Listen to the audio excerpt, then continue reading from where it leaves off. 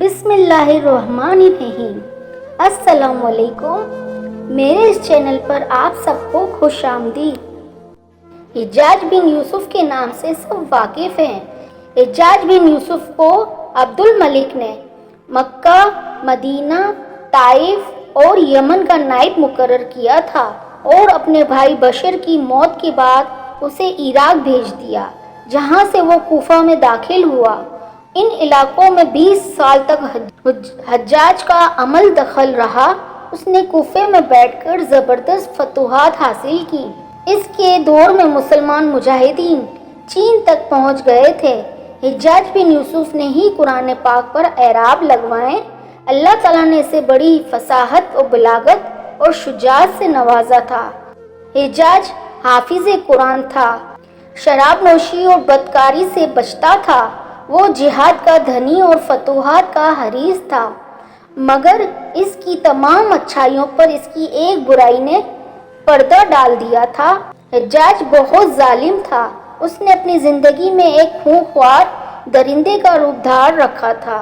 ایک طرف موسیٰ بن نصیر اور محمد بن قاسم کفار کی گردنیں اڑا رہے تھے، دوسری طرف وہ خود اللہ کے بندوں، اولیاء اور علماء کے خون سے ہولی کھیل رہا تھا۔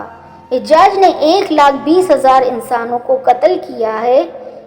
اس کے جیل خانوں میں ایک دن میں 80 ہزار قیدی ایک وقت میں ہوتے تھے، جن میں سے 30,000 عورتیں تھیں۔ ایک مرتبہ سعید بن جبیر، جو کہ ایک تابعی بزرگ تھے، ایک دن منبر پر بیٹھے ہوئے یہ الفاظ ادا کیے کہ حجاج ایک ظالم شخص ہے۔ ادھر جب حجاج کو پتہ چلا کہ آپ میرے بارے میں ایسا گمان کرتے ہیں، تو آپ کو دربار میں بلا لیا اور پوچھا، کیا تم نے میرے بارے میں ایسی باتیں بولی ہیں؟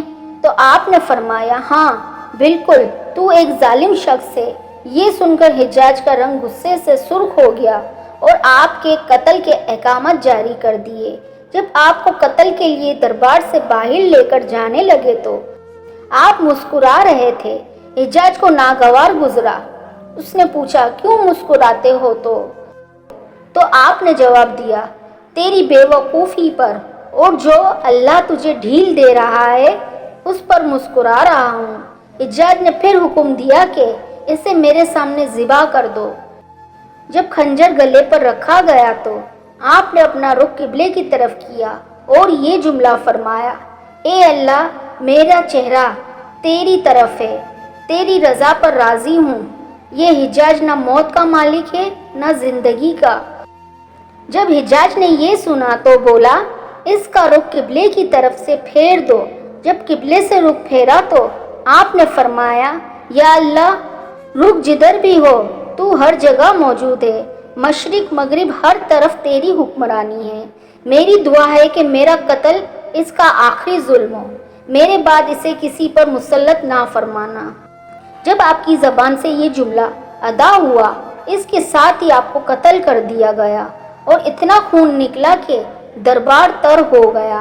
ایک سمجھدار بندہ بولا کہ جب کوئی خوشی خوشی مسکراتا ہوا اللہ کی رضا پر راضی ہو جاتا ہے۔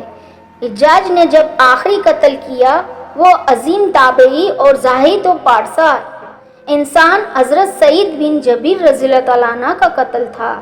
انہیں قتل کرنے کے بعد حجاج پر وحشت سوار ہو گئی تھی۔ وہ نفسیاتی مریض بن گیا تھا۔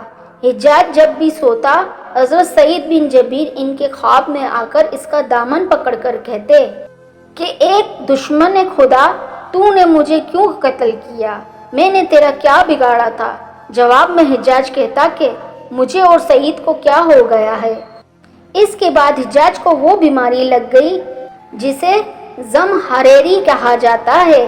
اس میں سخت سردی کلیجے سے اٹھ کر سارے جسم پر چھا جاتی تھی۔ وہ کانپتا تھا۔ آگ سے بھری انگیٹھیاں اس کے پاس لائی جاتی تھی اور اس قدر قریب رکھ دی جاتی تھی کہ اس کی کھال جل جاتی تھی، مگر اسے احساس نہیں ہوتا تھا۔ حکیموں کو دکھانے پر انہوں نے بتایا کہ پیٹ میں سرطان ہے۔ ایک طبیب نے گوشت کا ٹکڑا لیا اور اسے دھاگے کے ساتھ باندھ کر حجاج کے حلق میں اتار دیا۔ تھوڑی دیر کے بعد دھاگے کو کھینچا تو اس گوشت کے ٹکڑے کے ساتھ بہت عجیب نسل کے کیڑے چمٹے ہوئے تھے اور اتنی بدبو تھی جو پورے 1 مربع میل کے فاصلے پر پھیل گئی تھی۔ درباری اٹھ کر بھاگ گئے، حکیم بھی بھاگنے لگا۔